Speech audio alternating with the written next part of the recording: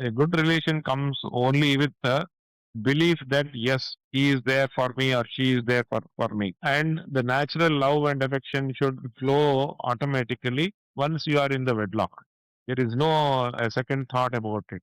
But if you have any suspicion, doubt, and things like that, I think that sparks a negative thought. The suspicion is a trigger to many other things. So if you have a suspicion that your partner or someone is doing a bad thing, get clarified immediately. Get yourself clarified immediately and take the relevant steps. I think mentorship, then lawyers, and all these people will come next, but you should be in a position to understand what is happening and talk to that person directly first and check whether that is correct or not. If if they are fair enough and they have the guts to tell what is happening, I think many of these issues can get resolved. I will give you an analogy of a train leaving the railway station. You have the time, right? You Hmm. have the timetable of a train leaving the railway station, but uh, you cannot assure that the train will reach safely to its destination, right? So astrology is also in a similar way. You may be having a lot of data, but uh, the destiny rules here. Spirituality is personal. It all depends how you take the concept of spirituality to yourself. Some people think that doing the religious rites like daily puja and all is spiritual. But for me, spirituality is more like understanding that there is a universal God. He has given you an opportunity to come and stay in this earth called your life. And you need to do good to this particular position and role that you are assigned to by understanding what is your role. And then uh, do whatever is good always and don't go for thinking about doing negative at all. Your signature of life has already been written, what you call destiny. And by the time or at the time of your birth itself, the destiny is written. And the bigger program in life is also written for our world, entire world. The program is always running. And we are all part of that big program, and we are the tools and we are the pieces like a chessboard that God uses us to do some of the work. That is what my firm belief. That is my belief. There can be other beliefs also, but I firmly believe that we are playing a role that God has given us, and that signature is there. Success is happiness. Whatever gives you more happiness, I think you are more successful. And the more happy mentally and by heart you are, I think that is where your success defines.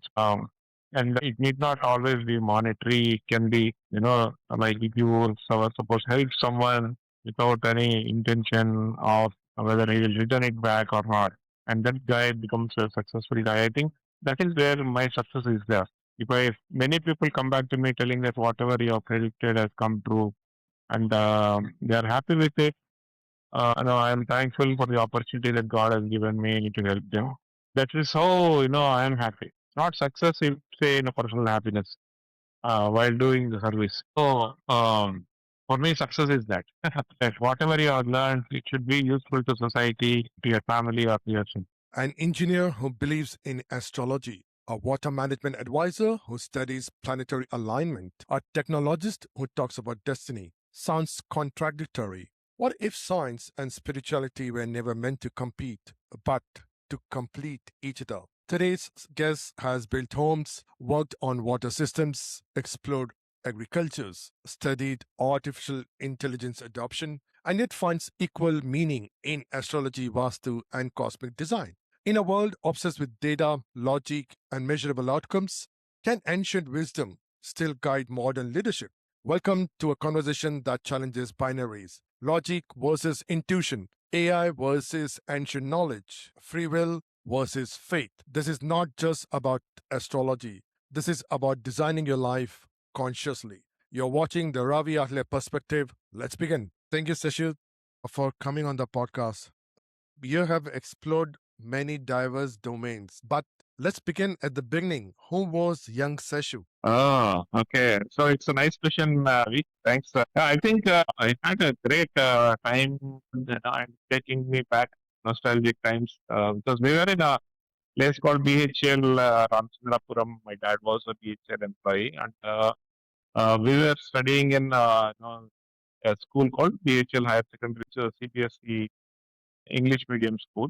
And for most of our time up to from class 1 up to class 12, I was there only. I had seen, a lot of change, right from my young age to little of adult age, and then how we mature, right? I think, schooling wise, I was a diligent boy and then picked up to be a little intelligent than others around 8th class or 9th class maybe, because once we get to know the logic of some of the subjects like math and science, it's how we mold ourselves or we turn ourselves to be a quick learner, right?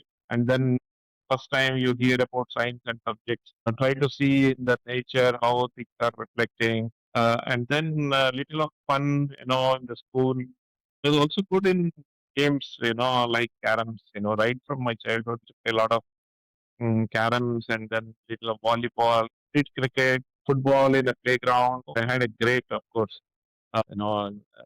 friends and neighbors were having a lot of kids of my age. So I think that was the time when we were learning, having fun, learning a new language. Marathi, I learned from our neighbors. I think that was the most beautiful time, I would say, because there was so much of responsibility. And we were actually doing good with respect to studies. That was, I mean, I was never competing, but I was just showing my basic skill set at that time.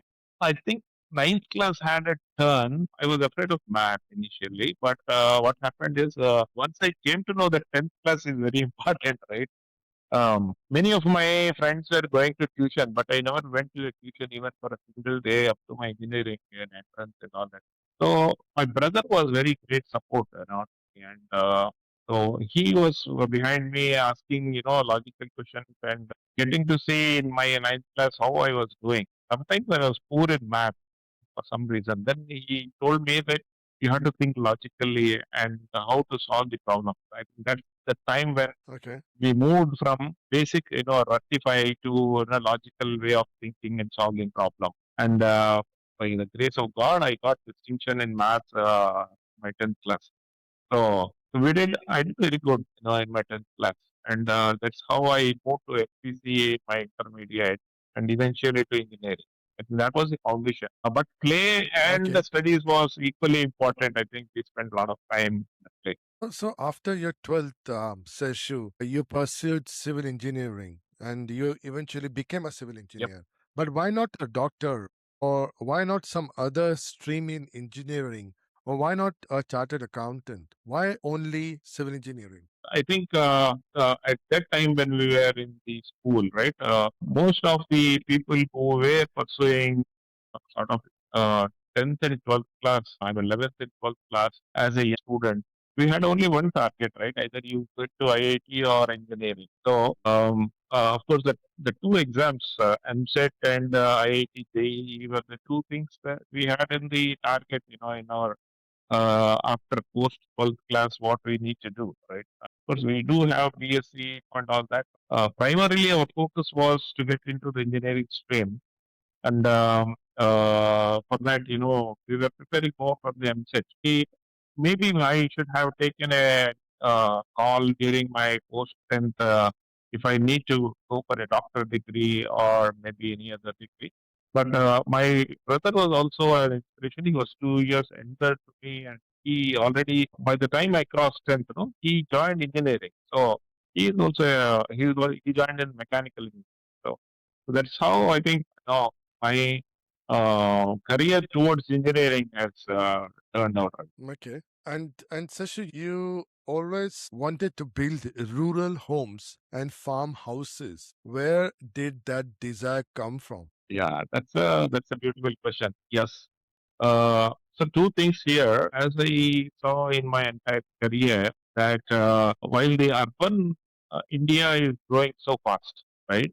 The rural India is still backward in the sense that the infrastructure, the maturity of the people, availability of resources and things like that is still we are behind, far behind. So I thought that it first is home, then food, right, and then health. So we these three are covered. I think we will be very good with respect to how we grow as a country. And the focus now is turning from urban to rural. I think in the coming few days, and also in an economical way. So if you want a farmer to build a 10 lakh house, it's going to be a big dream for him come true.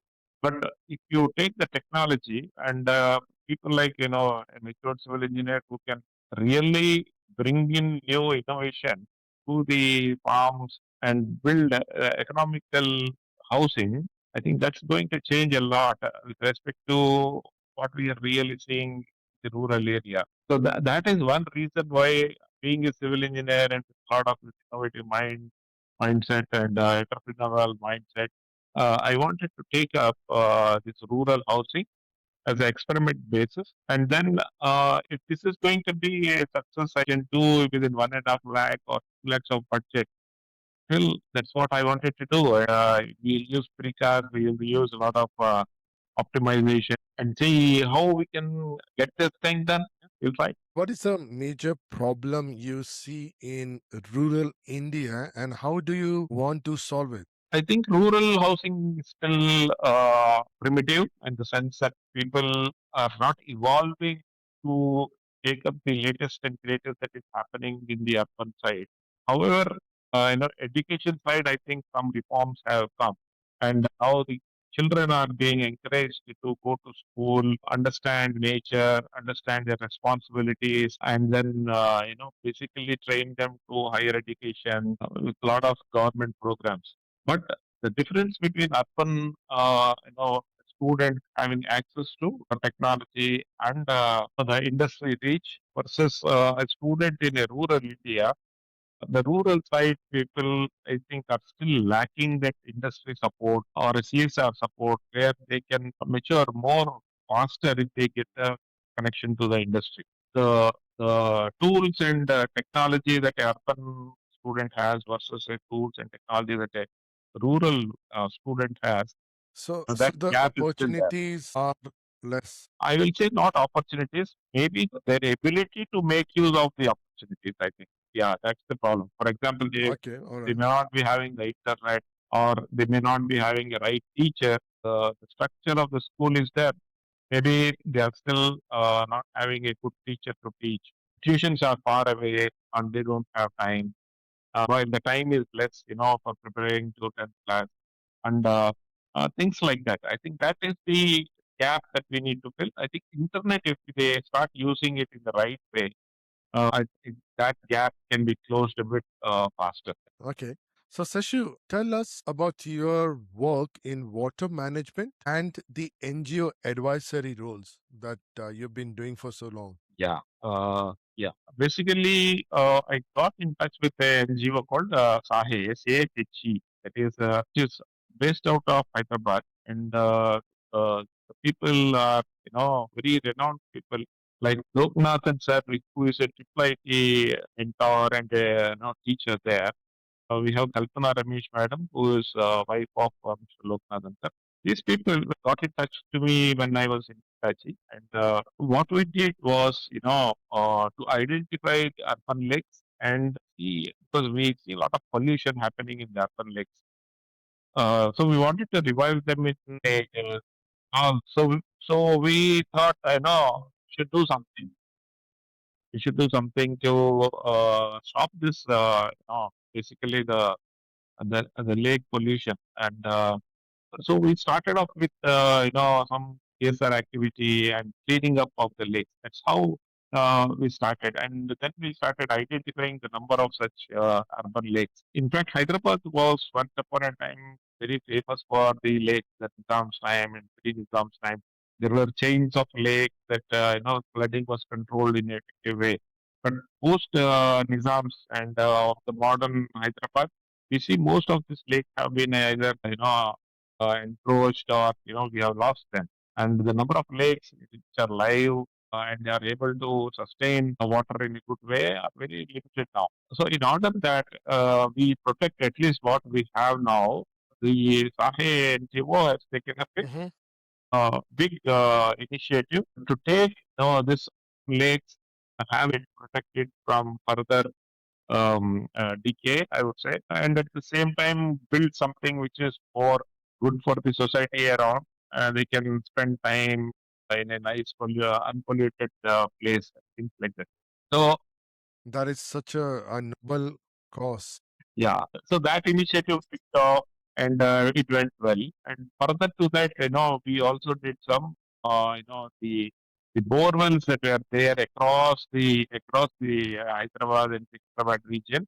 We identified a lot of dry bores and unused bores and used bore. And wherever there was water logging, we used to route that water, the rainwater, to these unused bores. Number one. Number two, we were encouraging all the rainwater to be taken to the underground rather than onto the road because once it mixes up with the road, it becomes polluted, right?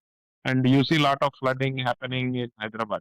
Okay. Water. I know people are not really concerned or don't think much about water in countries like India.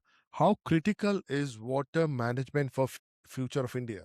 Yeah, absolutely required because otherwise, one of the important natural resources we will be losing very fast. In fact, if you see out of the 100% of water that is there, 98% of it is saline water.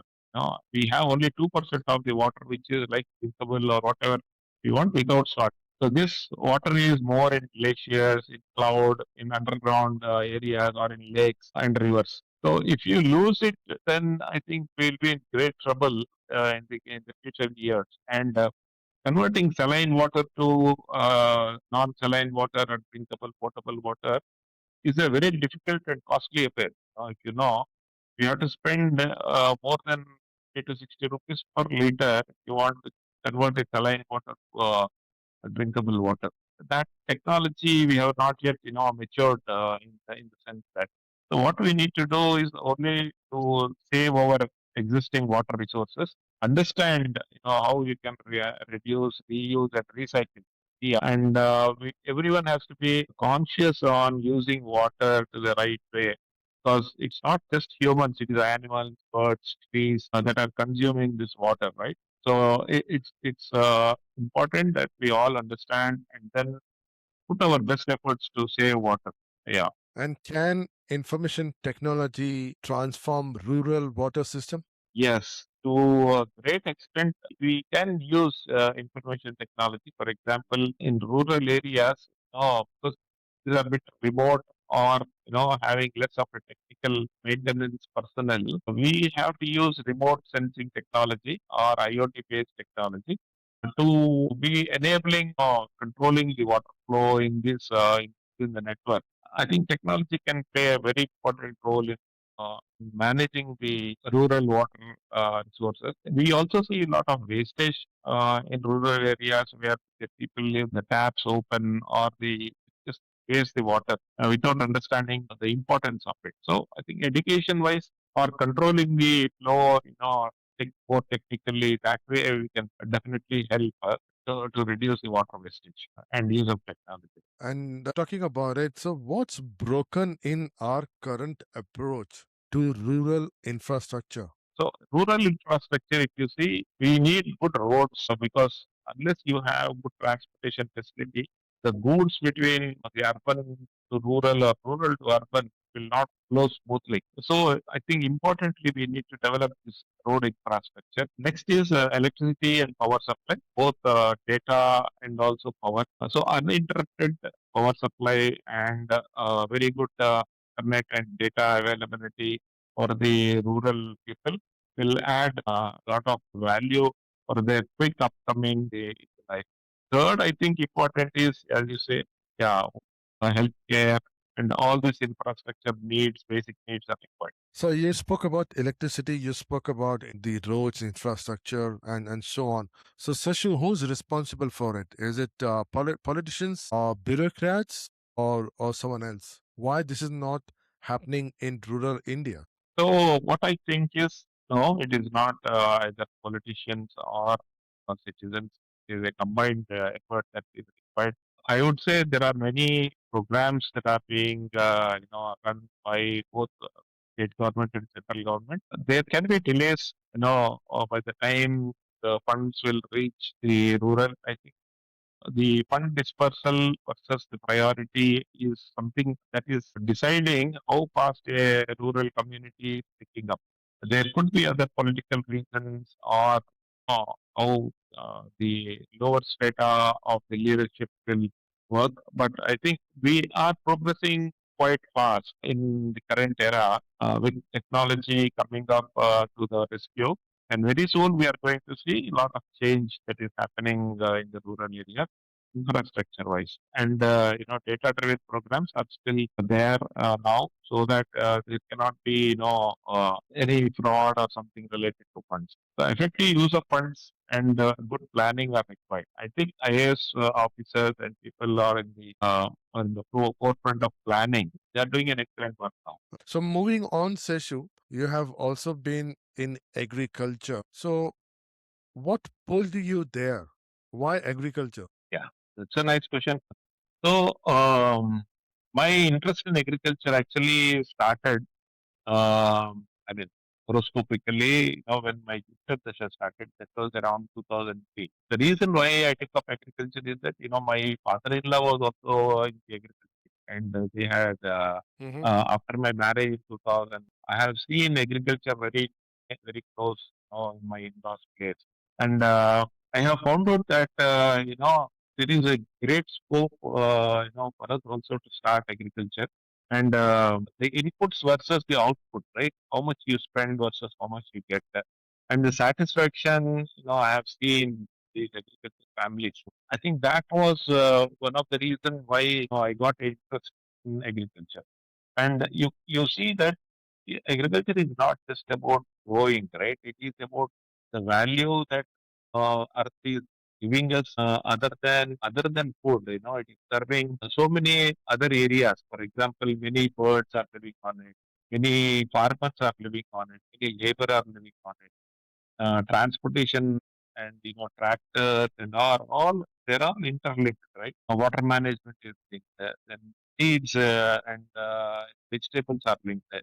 Then this bird and ecosystem is entirely dependent. So I thought why I should spend some of my time. Let me try things again. So it was more like a trial. So around 2005, I got an opportunity to invest. And then between 2000, of course, I invested. And then between 2005 and 2009, I think, uh, it transformed my life. So, so I spent a lot of time pursuing agriculture. Then I myself got into the field and then took a lot of interest in getting up with some of the metrics. It was definitely a time consuming and not that much of on the cost, but the time we spent every week going, from Hyderabad to around 100 kilometers, staying there and then getting the things done, coming back. And this happened for almost 6 months.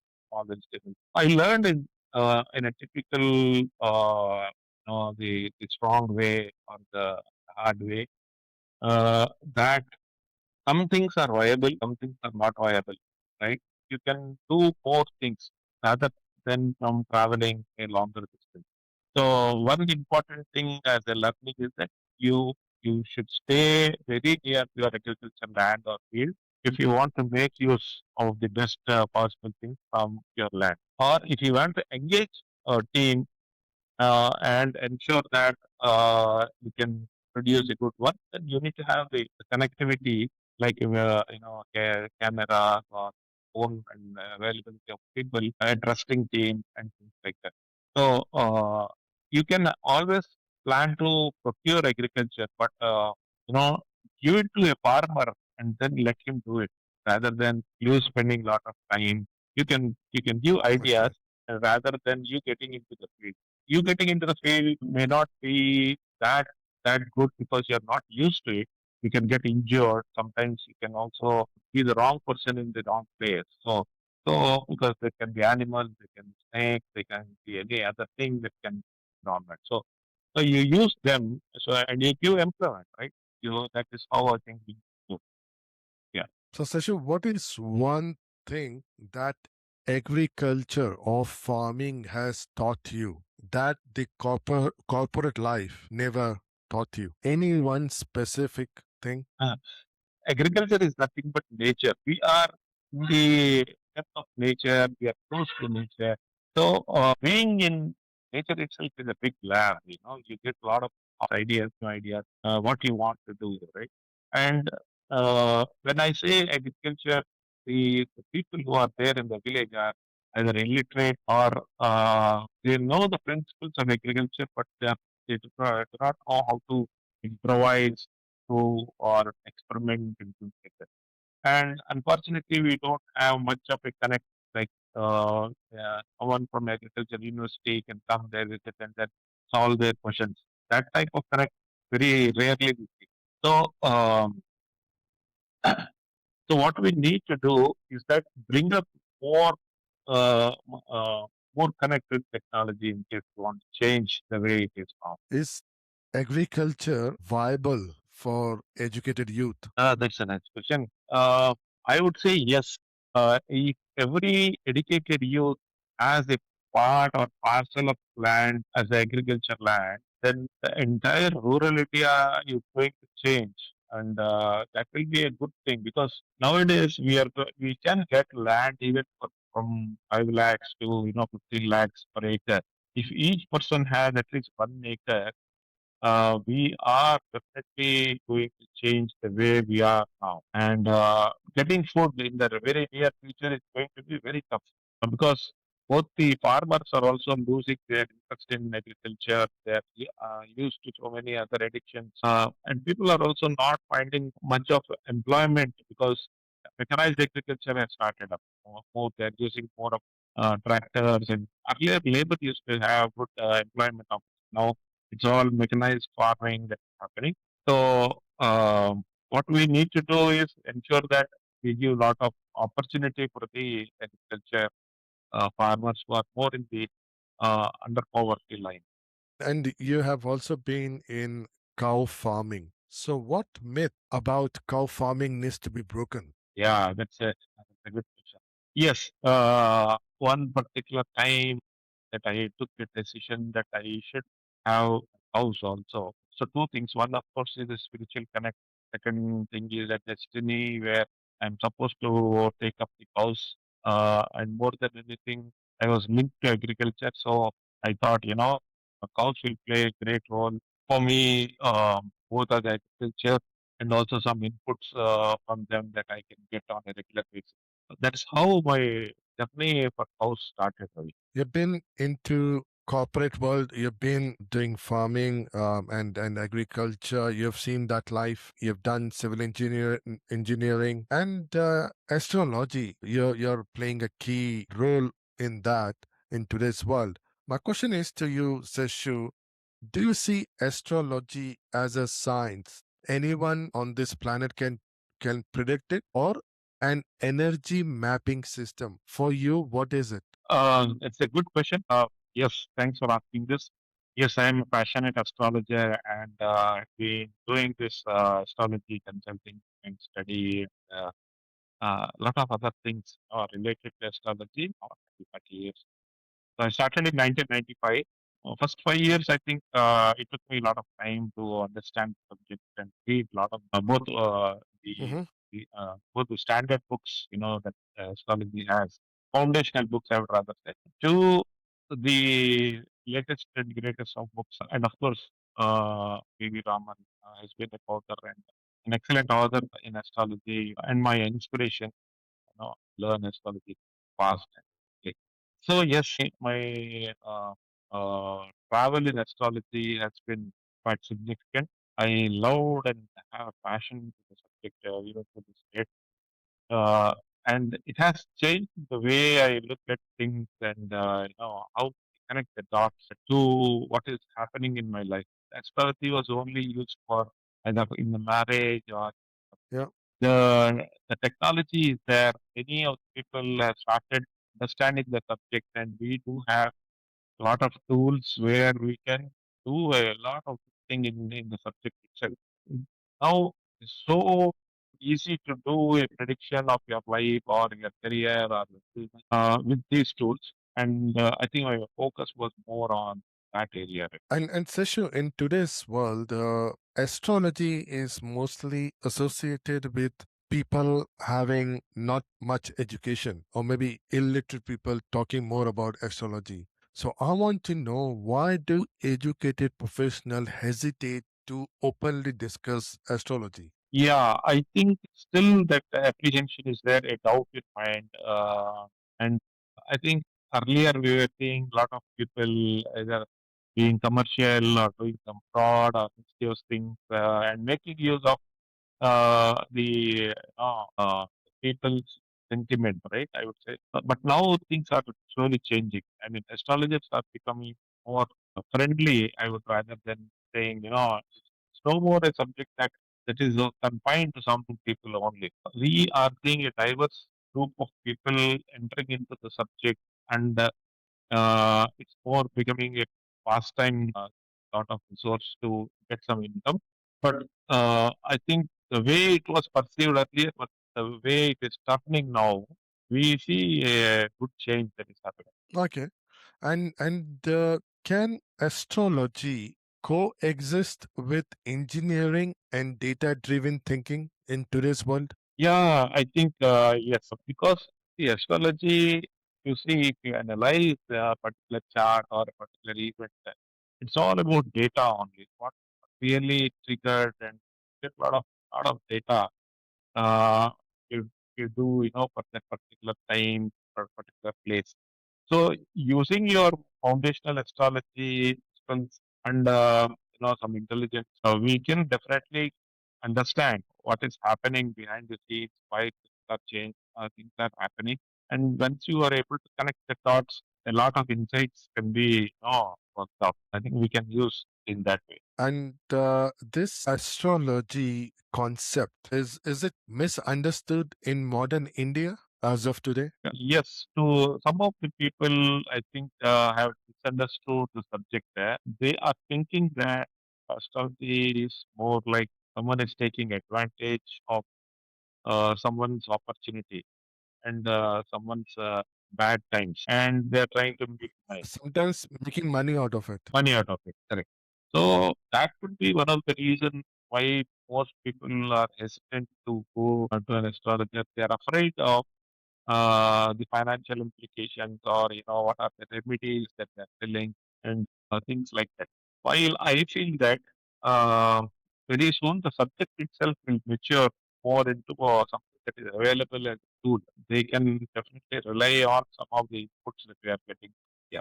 Because Sasha, you spoke about astrology being data driven. Astrology is all about data. So, if astrology is real, why do predictions sometimes fail? Yeah, that's a, maybe I will give you an analogy of a train leaving the railway station. You have the time, right? You Hmm. have the timetable of a train leaving railway station, but uh, you cannot assure that the train will reach safely to its destination, right? So astrology is also in a similar way. You may be having a lot of data, but uh, the destiny rules here. You cannot question destiny. Why this has happened or why that has happened. Is astrology, so Seshu, is astrology not part of destiny? Like there's a saying, like whatever is written in your destiny cannot be changed. Then if it cannot be changed, then why to go for astrology? Because what is written. Nothing can be deleted. Then what is the use of knowing astrology? Or go to the astrologer. So it's a good question, and it's a fundamental question. I think most of the people have the same question or same doubt always. So here is my answer. After a lot of study and a lot of experience, Mm-hmm. I'm telling your signature of life has already been written. What you call destiny, and by the time or at the Mm-hmm. time of your birth itself, the destiny is written, and the bigger program in life.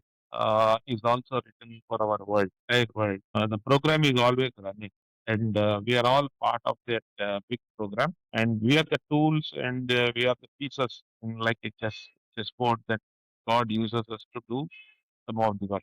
That is what my firm belief. That is my belief. There can be other beliefs also, but I firmly believe that we are playing a role that God has given us, and that signature is there. Now, if we call that as a destiny that God has made, like Seshu Kethraju more into a water marriage guy, a civil engineering guy, I will make use of him to build some structures. But in the meantime, he can also become a good IT guy.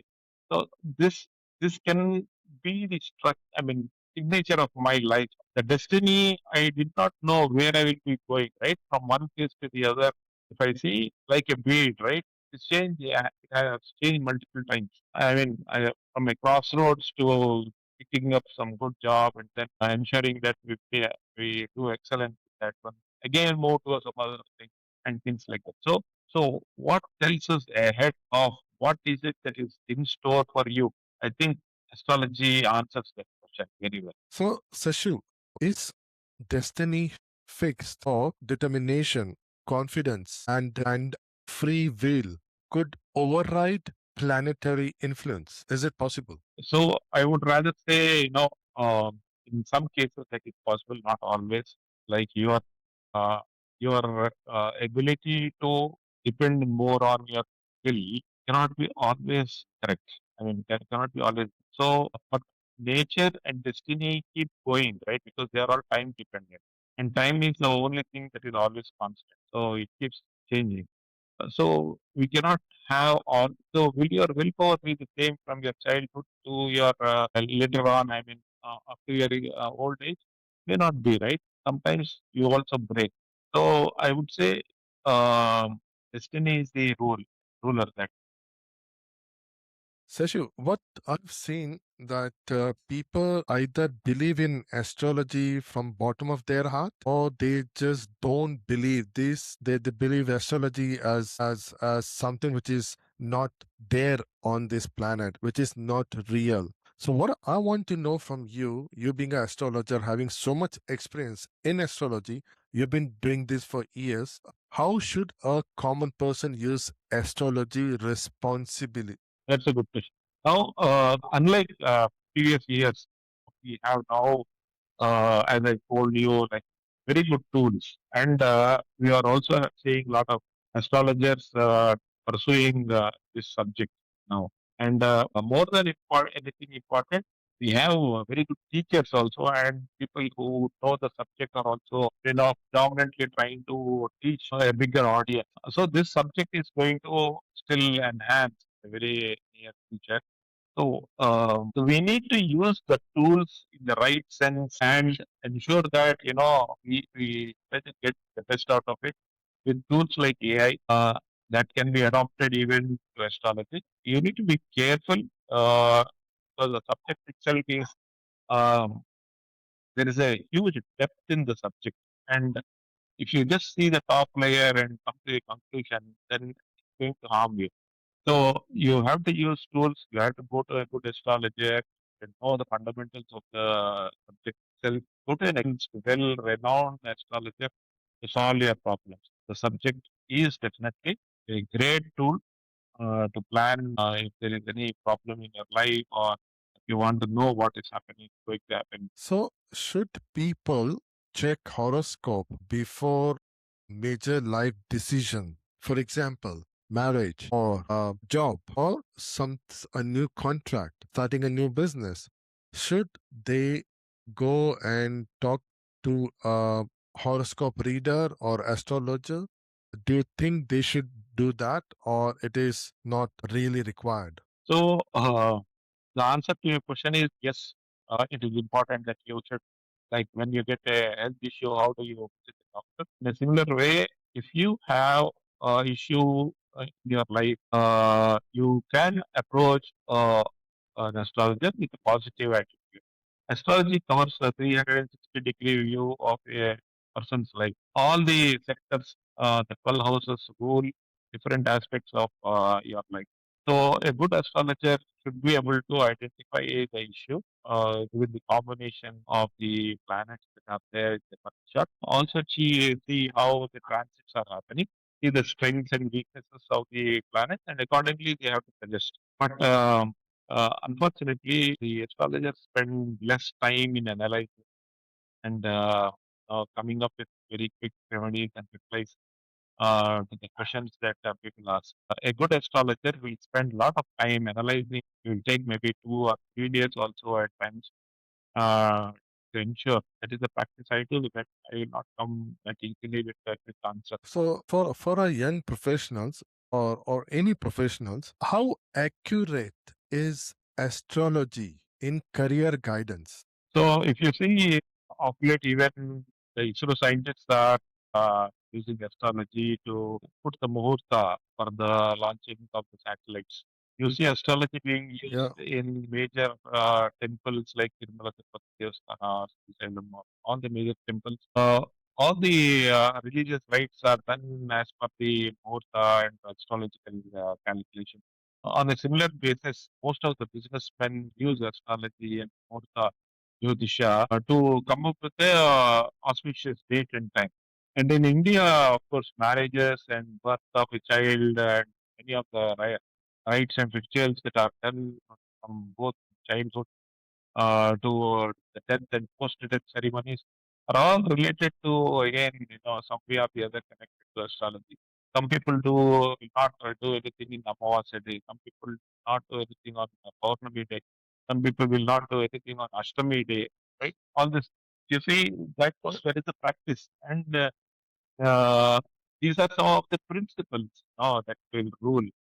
And the Ekadashi, the fasting, the reason the cycles of women dependent upon the moon's position, Mars position. Things are there, but people misunderstood. I think that's Can astrology predict financial success or business timing, that I want to be successful business person or I want to be financially very secure? Can astrology give you 100% accurate data or prediction? if only had it given 100% accurate details, then everyone would have been fixed by this time.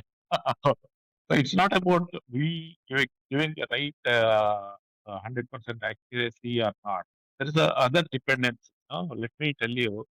One, Mm-hmm. of course, is your birth chart and the current dasha, antardasha, the yogas that are happening in that chart. And then more than anything, destiny is one thing definitely. But in Indian culture, there is something called Purva Punya. Purva Punya, or, uh, how much of Punya you have come here, that that is more that decides, how comfortable your life will be with respect to finance. If you have Dana Yogas, there are beautiful Dana Yogas that can be identified in your chart. So these are related more to second house, 10th house, 11th house. So if you have these Dana Yogas, I think money will come to even an uneducated person, or, and that is the only, I would say, answer that some people turn lucky, all of a sudden when the time comes. So what is the time? The time is, again, it's only that they have done some punya in their past life, and that punya is now coming into fruition. And that happens through a trigger of yoga. So yoga is Dana Yoga. Dana Yoga, when the right combination of your Dasha and Pradasha planets come, that will trigger. That's how we believe. In India, every time for every occasion, we go for Kundali matching. Could be a marriage, could be something else. If I want to start a business, family members would call an astrologer and see the Kundali if this is the right time. My question is, what are the biggest misconceptions about Kundali matching? So, what is Kundali matching? So, if you understand basically why this system has been put in astrology, so each person has something called nadis. Nadi is something, but a particular person who is born in so and so star, has this particular features. So, there are Mm-hmm. 27 stars, and 27 stars are giving 27 different characters of the person. So, the Nadi calculation happens. Now, They have assigned some animals and birds and things like that to each and every nadi. So what happens is when you try to match a particular nadi and to another nadi, if they are in an enemy format, for example, one can be snake, another can be a mongoose, right? One can be a snake and another Okay. can be a frog, cat and a frog, or an owl and a frog. So these combinations will actually uh, possibly that no, it will be a paid marriage. So, in order to identify that the two people, both bride and bridegroom, will have a nice post-marriage relationship, they match these kundalis, and they say score comes above 18. So these two particular, basically, it is star and the pada to which the particular person is assigned. So the Kundli matching is out of 36 points or 36 gunas. They say if it is a 30 plus, it is very good. But I've seen that people having their matchmaking 34 out of 36, 32 out of 36 still end up divorcing each other. Then if the Kundli matchmaking is so strong, why these people are not together and why they get separated? So, one is Kundali doesn't decide the mental attitude. For example, uh, maybe the person is more interested in a career, right, than family relation. Mm-hmm. So, this person travels after marriage, maybe to a different country, leaving his family here Mm-hmm. because for him, considering career is important. But for the woman, they need support. And if you don't get the support at the right time, and there is a pressure from in-laws or any other issues with respect to, say, finance or housing or health, there is an imbalance that can happen. Now, your Okay. astrology or your any of these nadis or this one will not help in that situation, right? So we have to understand one thing. It is all about personality matching only to some extent about this one. It's not complete.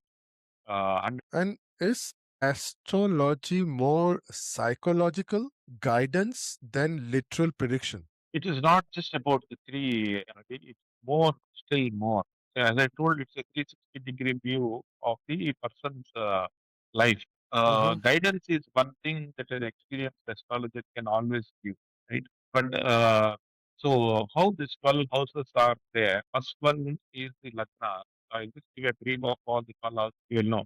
So, house number one, Lagna house, is the ascendant. So, that decides, the personality you are, the way you look, the way your attitude is, and the ruling planet decides how you look, how is your output, or what is it that is there in a special character in you. The second house is then to identify how you are going to live and what are the sources from which money will come to you, whether you will be good in money matters or not. So that is house number two. House number three is more with respect to your siblings, your relationships with your relatives and like that. House number four, very importantly, is about your education, your father, and then how you will learn different subjects in the future and things like that. Your assets that you will get because assets are related to what you will learn, right? Number there is four. Okay. Five is more about your children. Six is more related to your enemies. And then seven is related to your marriage and spouse and your in-laws and relationship there, things like that. Eighth house rules more of your health related issues and how you can manage. Ninth house is more like your Purva Punya, which you have got, and how it is going to manifest in this Janma. Other than that, your father destiny, how your father is influencing you, chart and you at the time. And then So can I say, Seshu, astrology is like a guidance or like a Google map which will take you from one place to another place. But sometimes Google map also doesn't give you the right direction. But destiny is fixed. It will never be changed. Astrology is to reach to that destiny or that destination, it's a direction. Can I say that? Yes. So let me take analogy here. Suppose in the destiny it is written that you are to travel from Hyderabad to Delhi, and so that is the destiny. You will travel during that time. Now, how do you travel? Can be a auto rickshaw or a car or a train or a flight or anything, right? So but it's not about reaching the destiny. It is in which way you are comfortably or uncomfortably reaching your destiny. Now, Google Map, as you say, Okay. will give you the path, how you can travel. But a railway, a train cannot walk you through the Google Maps, right? Um, Yes. Similarly, destiny will take you from one place to another. For example, I traveled to Saudi Arabia without any expectation. I traveled to US without any expectation. I had been there. And I had traveled multiple times to Saudi Arabia. The first time I went and I came back, I thought I should never go back. But destiny rules Okay. until we have some food to eat there, they call, no, you have rice to eat somewhere, you will go there again. So I Yeah. traveled more than 8 times to Saudi Arabia after my first visit. So that is destiny, right? You have something to do there, God will take you there. So that's how I define. Okay. Yeah, that's how I define. Seshu, how deeply connected are relationship and planetary positions? So out of the 360-degree view of a person's chart or life, right? Relationships is one important aspect that we see. Normally, this is house number 7 or 3 to a great extent. These two houses are to be analyzed to understand how a particular person is conveying his thoughts, ideas, or expression to any of his near colleagues or or relations or friends. So any affliction, what we call is a disturbance in these houses, can cause a great damage in the way person will want to communicate. He communicates, but it is understood in a different way. So that happens at times. So in astrology, there are some features which will highlight, your ability to communicate nicely, or normal communication, or it is bad communication. For example, if you see someone who is having a disability of voice, he is not able to speak, right? That should be indicated, right? Somewhere in the chart, it is there. Someone who is deaf by ear. So even that is very Mhm. clearly shown in the charts. So that's how I think we can grade, how best you can communicate. If astrology is so powerful and so kind of accurate most of the time, and I just stated before that why some people, husband, wife, or couple, why they are still struggling to understand each other and why the marriages having all Kundali match and everything get divorces. Why is that happening? Because why do highly compatible couples still struggle in our society? What is the main reason? By the way, I don't have the metrics of it, but what I feel is, yeah, That's what I feel is, it's not just about two birth charts, right? It is about two families. And family can be many people who are involved in the relationships. And any disturbance in these relationships can be one of the reason for, these people getting divorced or staying far away and things like that. At times, even responsibility, accountability, and ability to do the work right are things that will influence some of these decisions. so, Seshu, will I be correct if I say that at the end of a day, it is our responsibility, it's our action that counts a lot because everyone is responsible for their own action. Astrology is a Great tool. it's for the direction, it's for the Yes. guidance. But at the end of a day, if we don't take the right steps at the right time, it will not help. So you are the driving person, and you should be able to see the road ahead. If there is a gutter, you have to take a diversion, right? Similarly, even for you, you have to consult the right astrologer. Take the inputs, take the good, but not the bad, right? And then you need to have a well wisher. You need to take the advice of your parents, and then you take a call. It's always good that you have a right attitude people around you, rather than people who with give you a negative command or instinct to you. But how does a person know that this XYZ astrologer is a good astrologer? How would I come to know? I don't understand anything about astrology. If I have to go and meet an astrologer, what is the criteria to know that that person is good? So basically, maybe you have to experiment and also gather information before you go from someone who has already visited him. Normally, that is the way, and you can also see the rush that is there. So even if it is a small home, if you see a huge rush, that means people are getting a positive influence in that place. We have so many babas. They have big queues, but these babas are, you know how they are. So how a person would know that that astrologer is a good So astrologer? you should know their background, right? If someone has already in the lineage of astrologers, if their family background is having good astrologers, naturally the occurrence of a good astrologer can be there.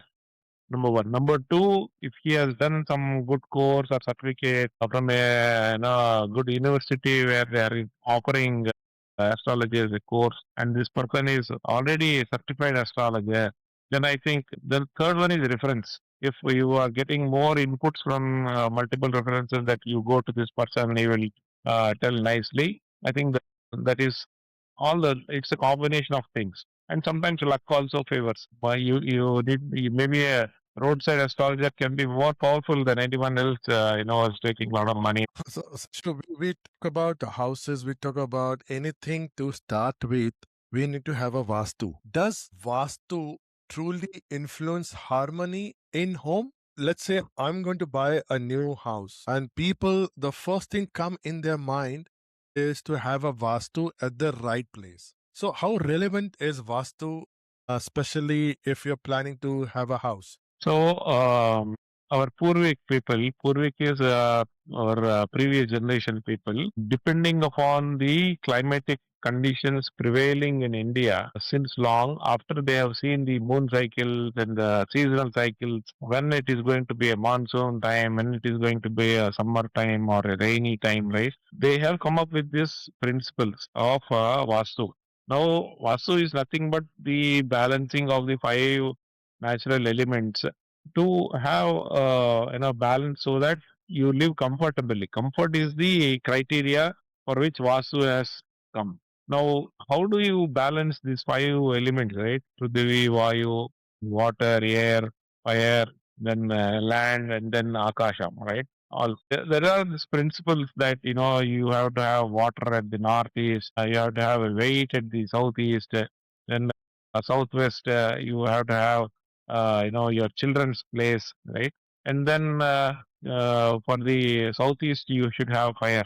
It is a place where Agni is there. So things like this, and where you have to position the drainage, where you have to position the what you call the locker, your money and locker, in the puja room, things like that. The house, entrance of the house is Entrance also of the very house, important. which side it is facing, which side the roads are there, what is there in front of your home. Is there a home, building, house, cemetery, or anything that is directly opposite to your home? So such influences are there whenever there is some obstruction in front of your homes in any direction. So we have to address that one in the right sense. So normally what happens is, if someone is watching you always, you will always have that feeling that someone is watching me, right? In the same way, if Mhm. if there is a constant flow of people who are watching your home, right? Naturally, there is a there is a there is a force that is actually coming on your home. That could be negative, that could be positive also, but 99% it is negative. So that's the reason they will say, you should not have a road in front of you in this particular direction and things like that. Vastu principles are there, and this principles related to, for example, they say a temple shadow should not fall on your home, right? So, Yeah. or a crematorium should not be near to your home. So the basic principles is that, if you have a temple in front of your home, there can be a lot of noise and voice every season, every festival. That will be disturbing you. That could be one reason that Yeah. you need to have some space by the which the sound will get distributed. Similarly, crematorium can be a problem for the bore well. You get a lot of, from the whatever we do in the crematorium. The chances are that in the rainy season that goes into the bore wells, and from there, from the underneath, it can come to even to your home, right? That is one thing. And the insects are more at the crematorium, right? So there is a chance. So it is all dependent, right? How you take it. Well, the principles were devised because people were more uneducated at one particular time. Now you should be careful when you are deciding what is there in front of you, in behind you, the left side or right side or top, and then only you can decide which is the best way for you to align yourself or your home according to Vastu principles. Vastu principles are strong. Is astrology and Vastu, are they interconnected? I would not say, but what we can say from astrology is that your home that you are going to buy will be facing this side. It will be in this particular way.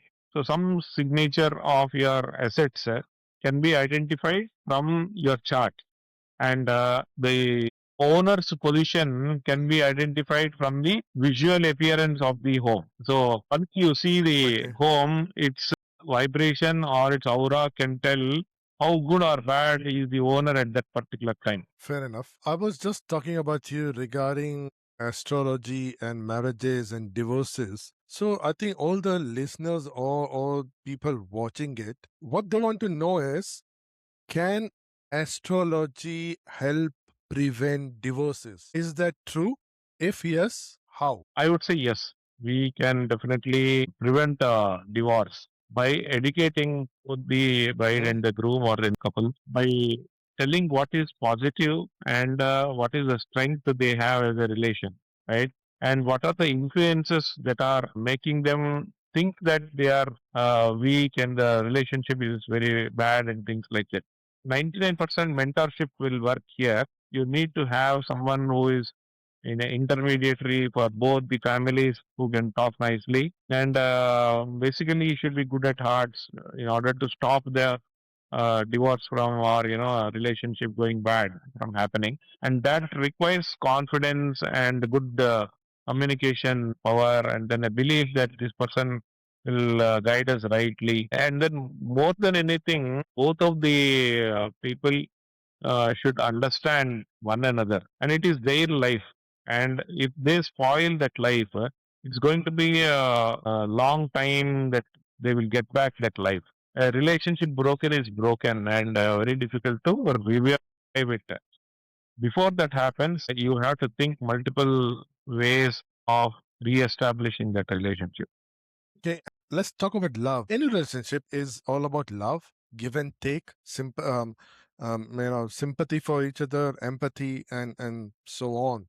But what's more important, as per you, is the love or compatibility? Yeah. So, see, if you see compatibility and get married and then check for other things, it's a different story. But in case people do not really check the horoscope and get into this marriage relationship, then in that case, love and affection plays very important role in establishing a good relationship, right? And as a couple. Now, how do you establish a good relation? A good relation comes only with belief that yes, he is there for me or she is there for me, and the natural love and affection should flow automatically once you are in the wedlock.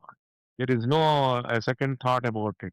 But if you have any suspicion, doubt, and things like that, I think that sparks a negative thought. The suspicion is a trigger to many other things. So if you have a suspicion that your partner or someone is doing a bad thing, get clarified immediately. Get yourself clarified immediately and take the relevant steps. I think mentorship, then lawyers, and all these people will come next, but you should be in a position to understand what is happening and talk to that person directly first and check whether that is correct or not. If if they are fair enough and they have the guts to tell what is happening, I think many of these issues can get resolved. But I'm not an expert in that, but I'm just telling, from my whatever I've seen. Fair enough. You've been in corporate world and you've been in so many different fields as well. Jack of all trades, if I put it in this way. In IT and corporate leadership, do you see hidden spirituality? It's a good one. So spirituality is personal. It all depends how you take the concept of spirituality to yourself. Some people think that doing the rites, religious rites like daily puja and all is spiritual. But for me, spirituality is more like understanding that there is a universal God. He has given you an opportunity to come and stay in this earth called your life, and you need to do good to this particular position and role that you are assigned to by understanding what is your role, and then uh,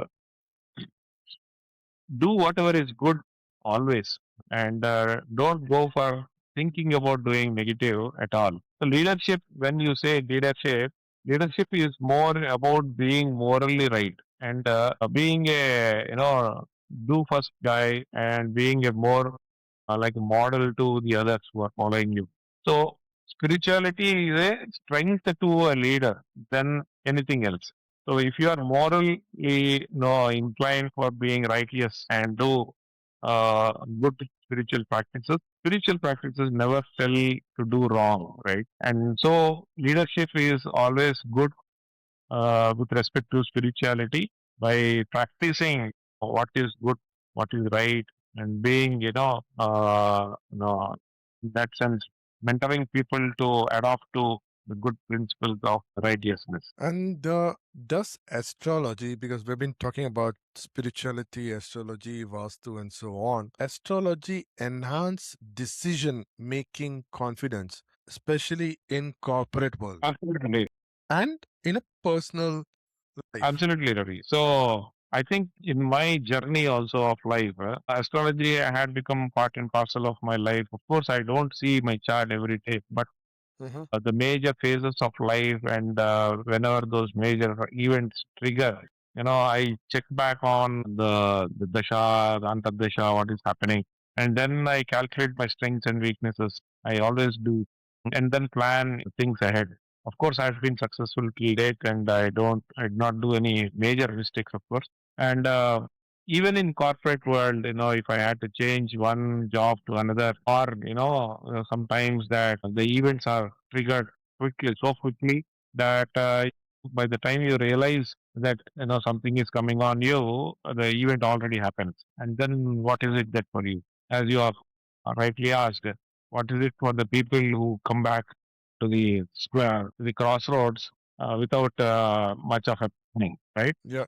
So, in such cases, the guiding principle is to consult a good astrologer, do the right remedies if it is a really bad time that is happening. Understand that yes, there is always a after night there is a day that is coming. Not always that you are in the dark. Something very good will happen to you, and this is a natural cycle that God has given. It is always not black and dark, in your life. So things will change. Time is a biggest solution giver. So you have to wait and have patience. That I learned from, Shraddha and Saburi from So Sai Baba. Things like that. So spiritual guidance from a good teacher, good guru is very important to grow in life, especially to give you that spiritual confidence and calmness when you are in troubled time. That is required. talking about patience, Seshu, we all know people don't have it anymore. Just for any small petty reasons, people are committing suicides. People are doing wrong things just because patience is not there. Now, people who have lost everything in their life, what hope will that person will have as far as astrology is concerned? How could astrology teach him what next needs to be done? If you believe in astrology, believe it, in sincerity, right? And adopt to it. But if you are a person who really don't know, right? Don't know what astrology, you are a common man, right? Then, and in that case, if you are a businessman and the situation comes that you unfortunately lose all what you have built till date. Then from my side, I would say, that is the destiny of that person as an astrologer. As a common man, if I see him, there should be some root cause or, something that was neglected for the downfall. Now, who is responsible for these things to happen? It could be anyone. It could be anyone, or it can be even a simple fire accident that has completely demolished everything, right? So, so, so how Mm-hmm. do we interpret that situation, right? So, what you need to do is check the current positions of your chart and identify if really the planetary position is so bad that it has influenced me so much, or is it, some other reason that has happened, my negligence, or someone in my employee team has done a mischief. If that can be corrected, yes, we can do that one. But if it is something beyond your control and things have happened already and you do not know what to do, then believe in God that things have happened for whatever reason, and then you restart with a lot of confidence and your experience, and don't do the mistake again. Normally, people, once they know what is the problem, they understand that one. Most of the business people know what was the reason for the downfall. But sometimes, for example, stock markets, Mm-hmm. it is not in your control, but you lose all of your money at one go. You sometimes spend maybe in some race and all that, some gambling. You try to lose money. Of course, that happens. And then there is no meaning in taking some medicine after the event has happened. No, not that.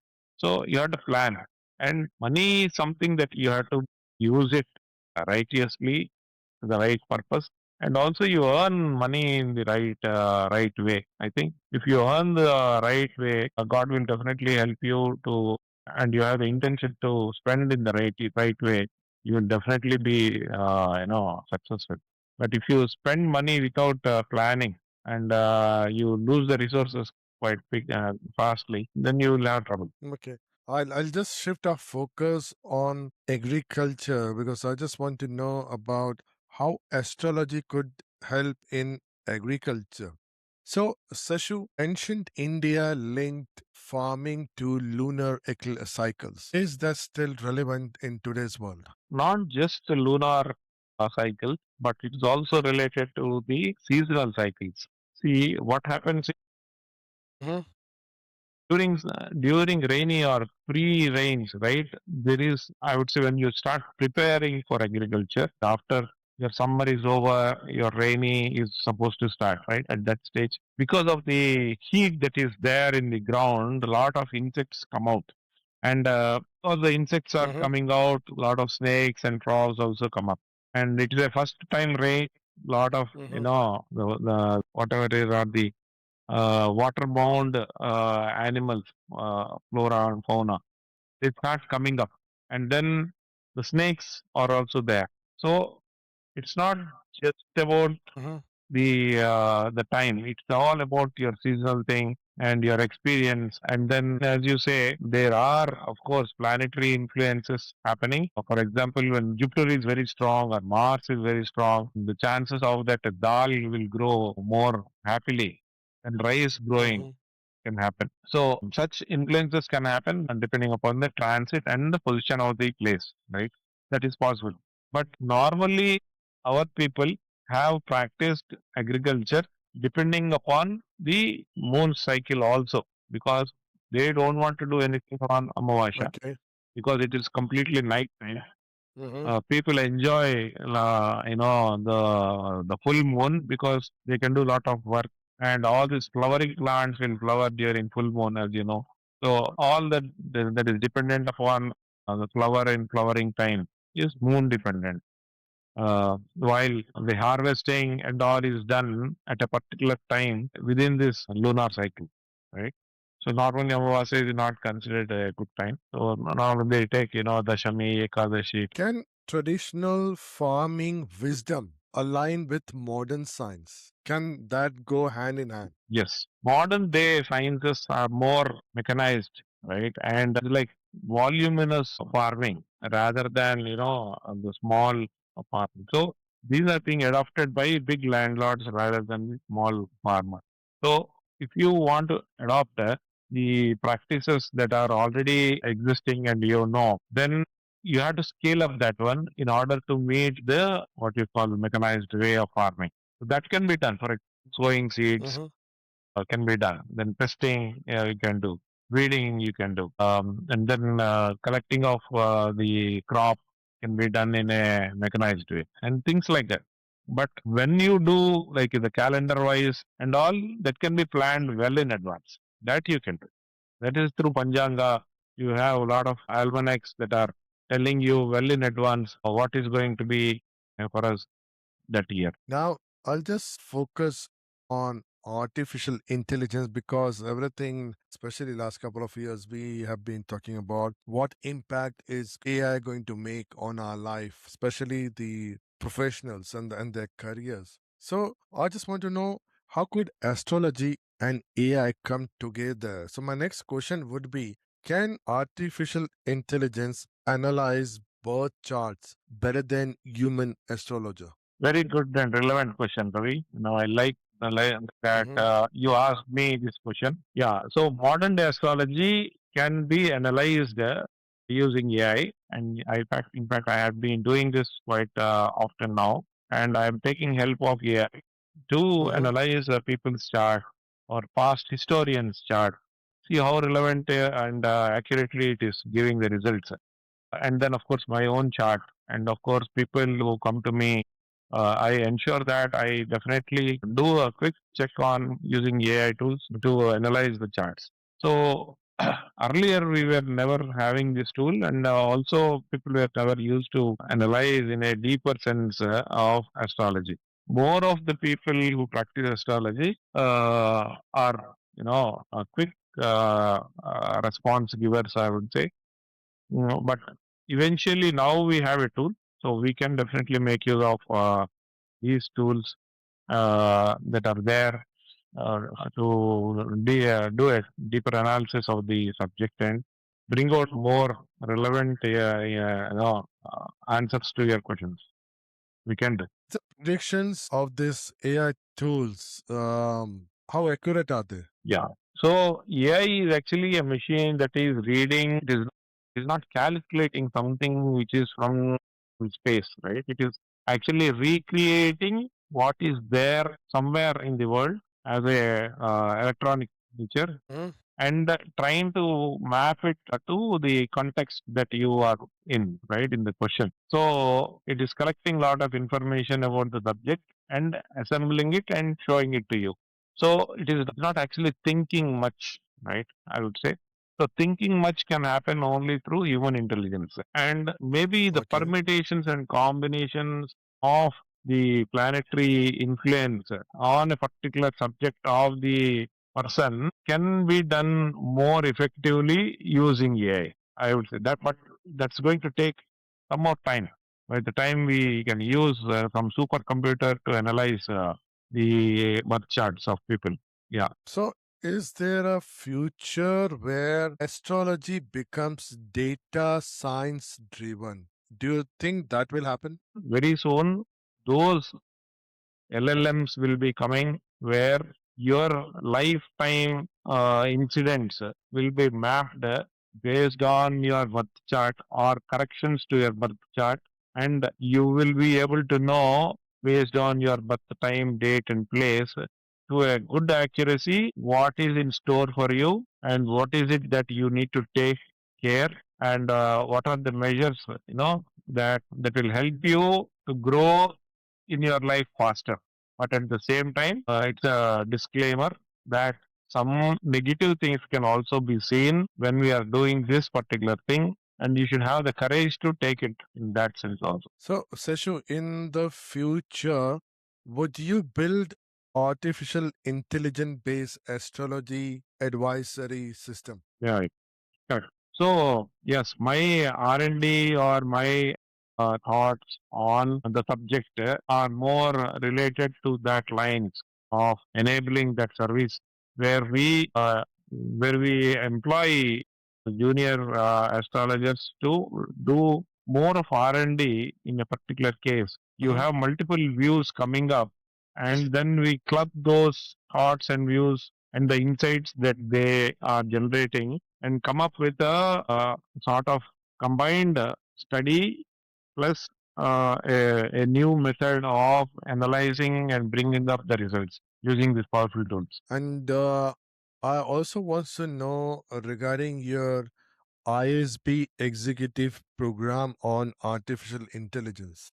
So, 2025, from January through June, I did my leadership in AI from ISB. That was Mm-hmm. more like a online course, but it was for more than 6 months, 6.5 months.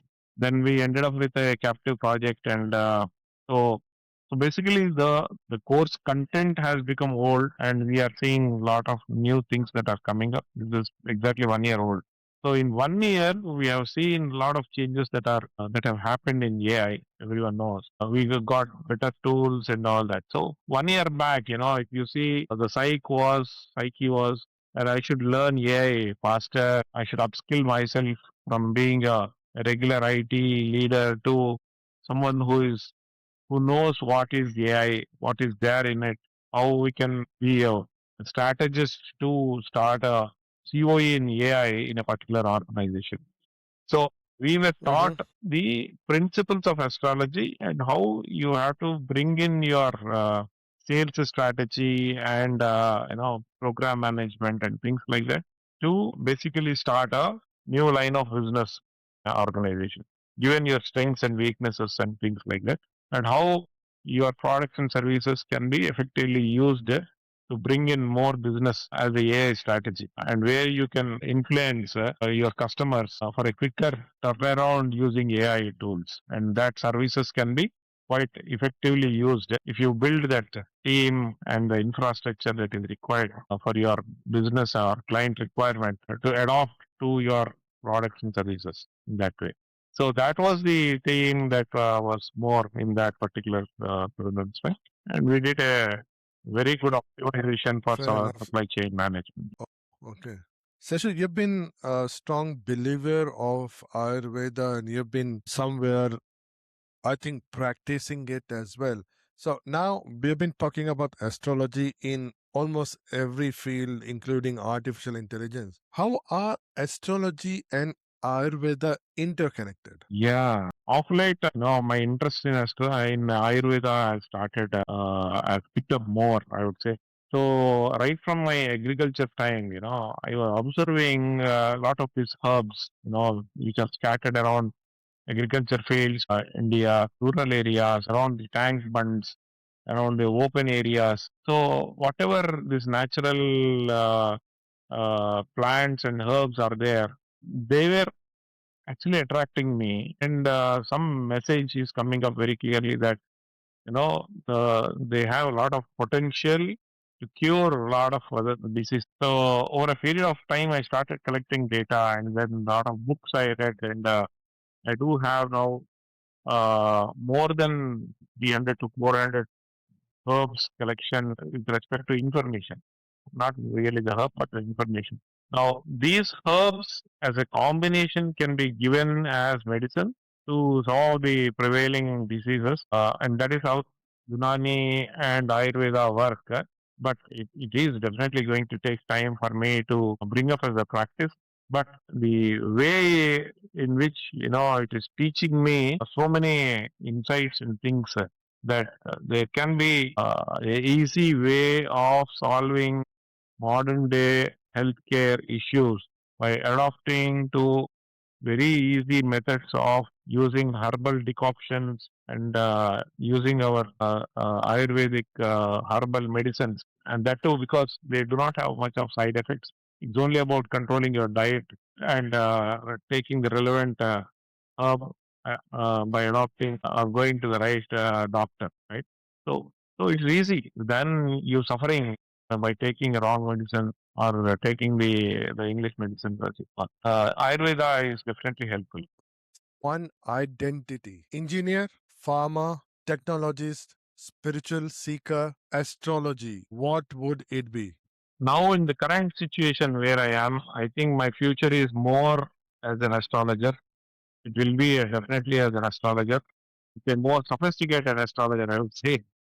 Uh, we were actually on the backstages till now. Now, I want to get this to the front stage, help more people understand the subject, and also make use of the current tools to explore more and be more helpful to people's problems and solving the problems.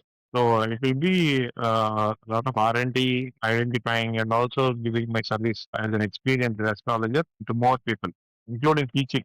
Teaching. Okay. So, Seshu, what advice would you give someone afraid to explore multiple interests? Like you have multiple interests. People are really scared of that because they just want to pursue one thing in their life, be it IT, they do it for 24, 25 years, maybe 30 years, and they'll get retired.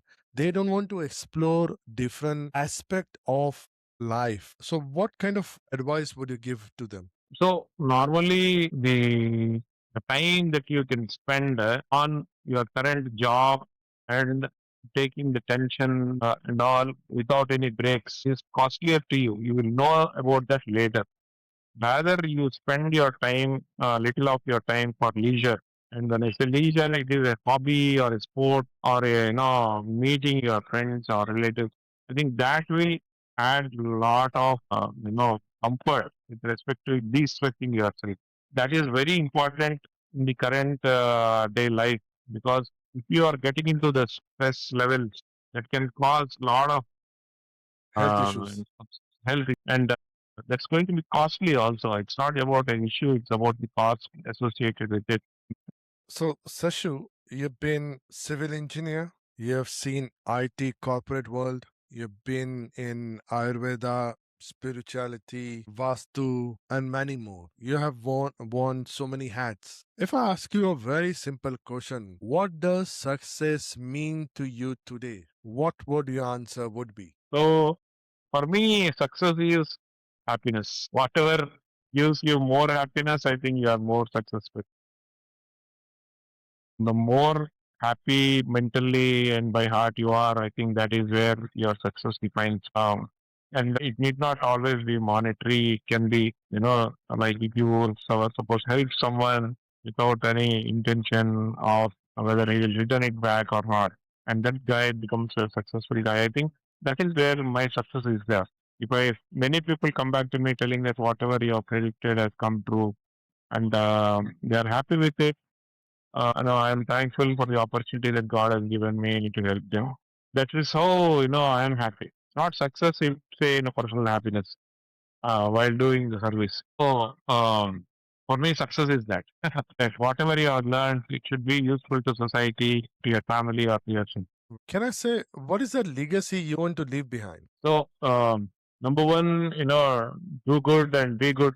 My principle, Shraddha and Sapuri from Sai Baba, that you should have a lot of patience, you should have diligence, keep doing, wait for your time, mera time bhi aayega, something like that. So you have to wait for your time to come. And then once the time comes, make use of the opportunity to grow faster. Today's conversation reminds us of something powerful. Life is not linear. You can be an engineer and still believe in cosmic rhythm. You can work in AI, still respect ancient wisdom. You can design structure outside and still be designing your destiny within. Maybe the real question isn't whether astrology is right or wrong. Maybe the real question is, are we aligned? Aligned with our strengths, aligned with our timings, aligned with our purpose. In a world rushing towards technology, perhaps wisdom lies in integration, not opposition. If this episode made you think, question, or reflect differently, then the conversation has already done its job. And if you found value into this perspective, don't forget to like, share, and subscribe. This with someone who loves debating science and spirituality over coffee. This is the Ravi Athale perspective, where growth meets depth and success meets alignment. Until next time, bye.